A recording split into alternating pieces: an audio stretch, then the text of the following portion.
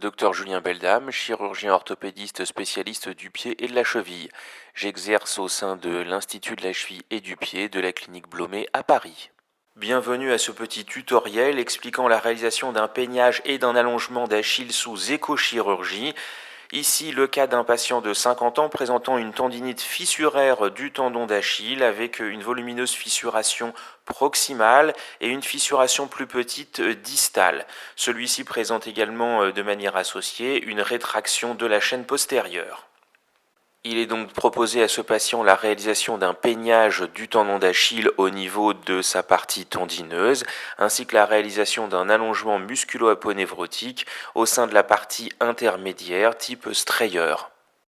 Le patient est installé sur la table opératoire en décubitus ventral, le premier temps avant le badigeonnage et le champage et le repérage du nerf sural, localisé entre la malléole externe et la partie moyenne du creux poplité.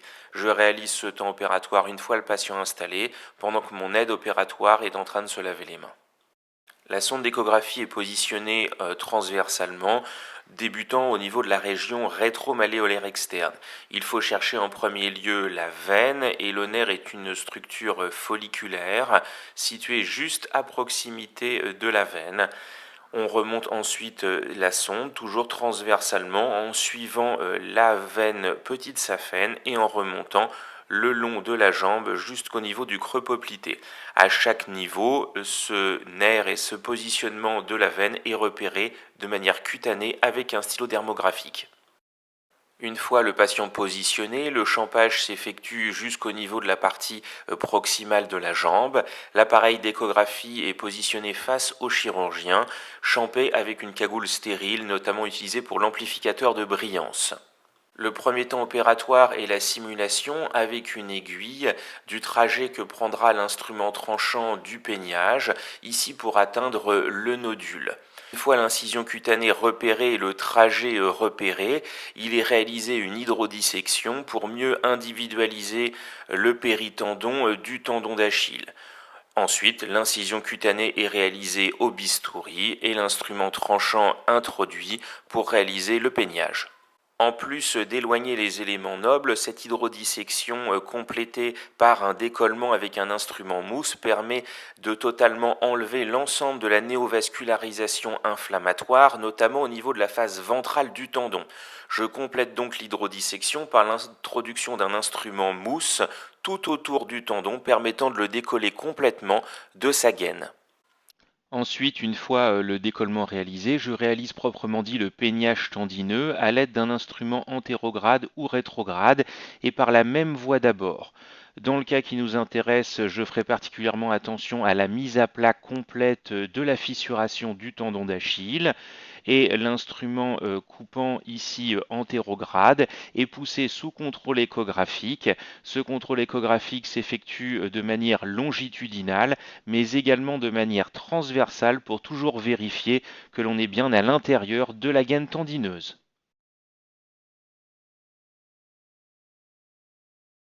Une fois le peignage terminé, il est venu le temps de l'allongement musculo-aponévrotique du tendon d'Achille. La première étape est de repérer le niveau d'allongement. On met donc la sonde en position longitudinale et on va depuis l'insertion calcanéenne en remontant le long de la jambe.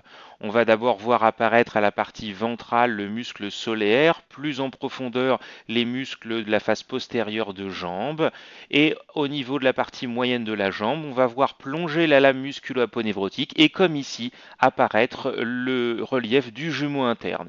Le strayer, dans notre cas, se situe juste en dessous de l'insertion du jumeau interne.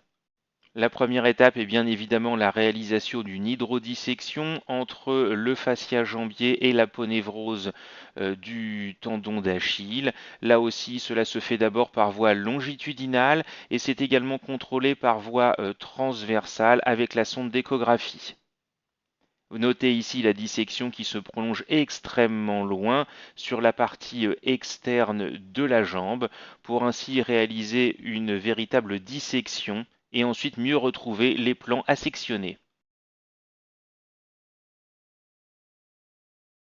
Une étape très intéressante est la réalisation de l'hydrodissection du nerf sural en passant sous la veine. Ceci permet de totalement décoller ce nerf sural de l'aponévrose et ainsi réaliser une section de l'aponévrose sans aucun risque neurologique pour ce nerf sensitif. Vient ensuite le temps proprement dit de la section. Par la même voie d'abord que l'injection de l'hydrodissection, il est passé un couteau, qu'il soit antérograde ou rétrograde, et il est guidé sous contrôle échographique d'abord avec la sonde de manière longitudinale, cette section aponévrotique. Le contrôle de la section est réalisé en passant l'instrument coupant de la partie dorsale à la partie ventrale et en déplaçant l'ensemble du couteau et de la sonde de la partie médiale vers la partie latérale.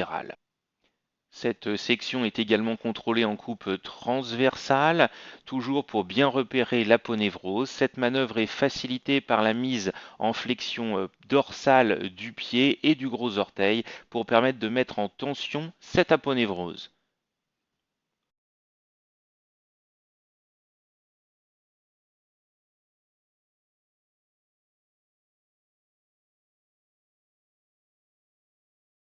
L'aponévrose du tendon d'Achille à ce niveau est convexe vers l'arrière.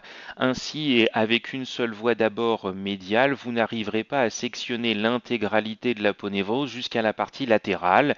Il vous faudra utiliser 2 ou 3 voies d'abord, fonction de la largeur de la jambe. N'hésitez pas à multiplier ces voies d'abord pour être plus confortable, toujours en repérant bien la position du nerf sural. Les suites opératoires sont très simples avec uniquement des soins de pansement infirmiers sur les quelques cicatrices, une thromboprophylaxie pendant une quinzaine de jours et des bas de contention.